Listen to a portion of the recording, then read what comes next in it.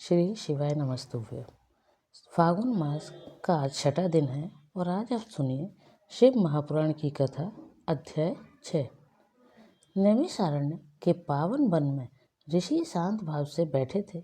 उनके मुख पर जिज्ञासा थी, हृदय में भक्ति। उन्होंने सूत जी से कहा, हे सूत महर्षि, आपने शिवलिंग पूजा का विधान बताया।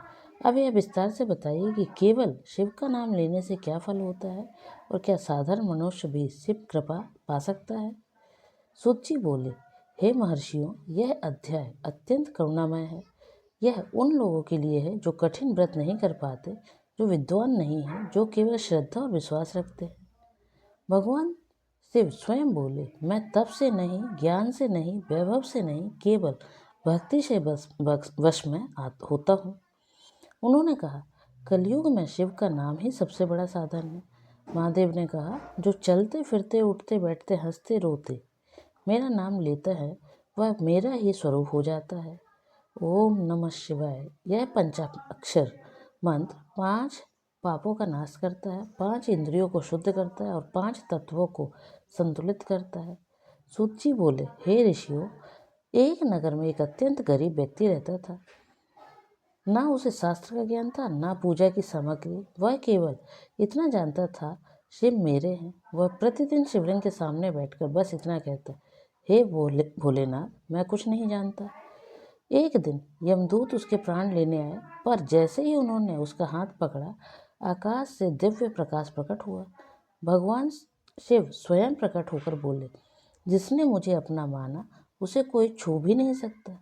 यमदूत हाथ जोड़कर लौट गए। वह भक्त शिवगणों के साथ शिवलोक चला गया। महादेव ने कहा, जो मुझे भय में स्मरण करता है, मैं उसका भय हर लेता हूँ। जो मुझे दुख में पुकारता है, मैं उसका दुख बांट लेता हूँ। भक्ति का अर्थ दीप धूप नहीं, भक्ति का अर्थ है समर्पण। भगवान शिव बोले, जो ग्रस्त है वह कर्म करे, परिवार पाले, पर मन मुझे अर्पित रखे। ऐसा करने वाला भी तपस्वी के समान पुण्य पाता है।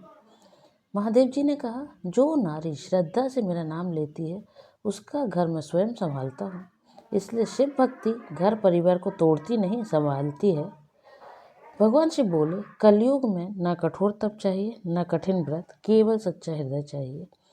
सूत जी बोले, जो व्यक्ति विद्वेश्वर संहिता अध्याय 6 को श्रद्धा से पढ़ता या सुनता है, उसका भय नष्ट होता है, मन में को शांति मिलती है, जीवन में संतुलन और विश्वास आता है।